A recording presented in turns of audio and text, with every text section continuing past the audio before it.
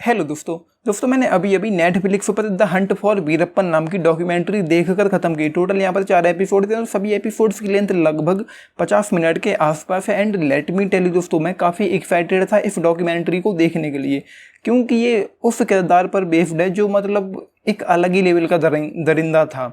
वीरप्पन के ऊपर बेस्ड है। जब भी मैं ये नाम सुनता हूँ वीरप्पन, तो मुझे जो चेहरा नजर आता है वो याद आता है संदीप भारद्वाज का। 2016 में एक मूवी आई थी वीरप्पन, 2016 में ही आई थी आई गेस, या 2016 में फिल्म आई थी वीरप्पन, जिसमें उस किरदार को प्ले किया था संदीप भारद्वाज ने। तो जो बेहतरीन था, मतलब वो पिक्चर भी अच्छी थी एंड वो किरदार जिस तरीके से प्ले किया गया था वो भी ऑसम था। तो जब भी मैं ये नाम सुनता हूँ तो मुझे वही चेहरा नजर आता है। तो मैंने उसी एक्साइटमेंट के साथ इस डॉक्यूमेंट्री को देखना शुरू किया। And let me tell you दोस्तों, काफ़ी अच्छी है, मतलब पूरी तरह से इंगेज करके रखेगी, हुक एंड बुक करके रखेगी। एंड जो मूवमेंट थे, जो एलिमेंट थे यहाँ पर, वो कुछ काफ़ी अच्छे थे। मतलब जब उसने जो भी कांड किए, जो लोगों को मारा उसने, वो कुछ बहुत ज़्यादा बहशीपन था, बहुत ज़्यादा भयानक थे वो दृश्य। पहले 2 एपिसोड में बहुत कुछ ऐसे दृश्य थे जो काफ़ी भयानक थे, जिनको आप सुनोगे तो आपको अंदर से आपका खून खौल उठेगा कि ये सब जो भी वो कर रहा है इसको तो मतलब 20 साल लगे मारने में। मैं तो कहता था कि 1 साल में इसको निपटा, 1 साल में ही क्यों, जल्द से जल्द उसको निपटा देना चाहिए था। 20 साल लगे थे उसको मारने में। 20 साल से मैंने हंट चल रहा था, तब जाके वो 20 साल बाद मिला था, उनके हाथ लगा था एफटीएफ वालों के हाथ, तब जाके 2004 में उसकी मौत हुई थी, उसको मारा गया था। और एक चीज़ मुझे यहाँ पर खराब ये लगी, मतलब लोगों की सोच देखिए आप। वीरप्पन की जो बीवी है उसका कहना ये है कि उसका पति काफ़ी मतलब बहादुर था। ये इस सीरीज के बिल्कुल अंत में वो कहती है कि उसका पति बहादुर था उसके हिसाब से, क्योंकि वो कभी डरा नहीं।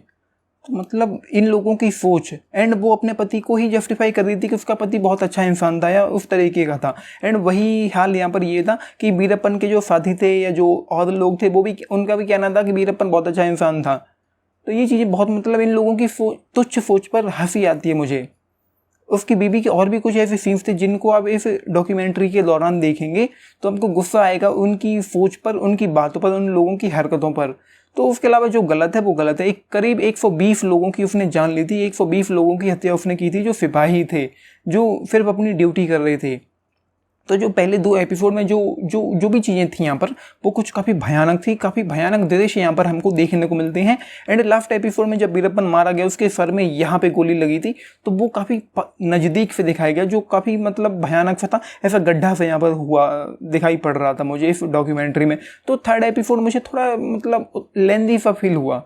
डॉक्टर राजकुमार ने, जो कन्नड़ा एक्टर थे लेजेंडरी, उनको उसने किडनैप किया था एंड उन पर ही ये पूरा 3rd एपिसोड बेस्ड था, फोकस्ड था। उसकी जो शर्तें थी, जो उसको डिमांड थी उसकी, वो सारी चीज़ें, तो मतलब लगभग 3रा एपिसोड इसी पर बेस्ड था, जो सबसे लंबा एपिसोड और सबसे लेंदी एपिसोड भी मुझे लगा। लेकिन हाँ, ये चीज़ अच्छी है कि इस डॉक्यूमेंट्री ने मुझे ज़रा भी बोर नहीं किया। एंड मैं कहूँगा कि मेरी देखी हुई one of the best documentary ये है, द हंट फॉर वीरप्पन, जो काफ़ी अच्छी है। डायरेक्शन अच्छा है, राइटिंग अच्छी है एंड पेसिंग अच्छी है। एंड आपको एक्साइट भी करेगी, हुक एंड बुक करके रखेगी। एंड जो लास्ट में जो हुआ, मतलब भाई जब वो मारा गया, तो वो चीज़ आपको सुकून देगी, काफ़ी अंदर से खुशी होगी आपको।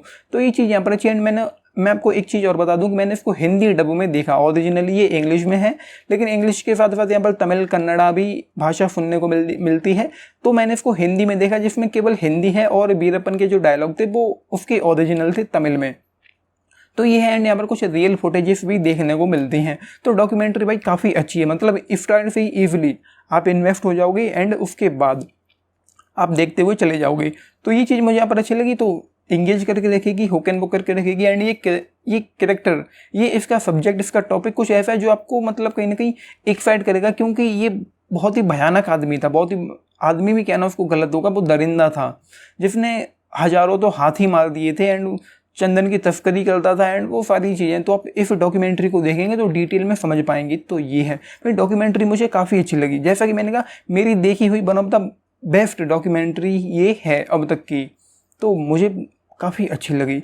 लेकिन वही है फिर, मतलब जो उसके जो भयानक दृश्य यहाँ पर थे, पहले 2 एपिसोड्स में थे एंड उसके बाद लास्ट एपिसोड में थे। एंड कुछ चीज़ें थी जो काफ़ी इमोशनल भी करेंगी, जैसे कि कुछ लोग मारे गए थे एंड वो जो ब्लास्ट हुए थे, कि वो ऐसा बोला गया था कि पेड़ पर इंसानों के वो मांस के लोथड़े लटके हुए थे एंड वो सारी चीज़ें। तो आप देखोगे तभी समझ पाओगे। अगर हृदय के कमज़ोर हैं, आप फेंट हार्टेड हैं, तो शायद आपको ये काफ़ी डिस्टर्ब कर सकते हैं ये सीन्स, ये बातें।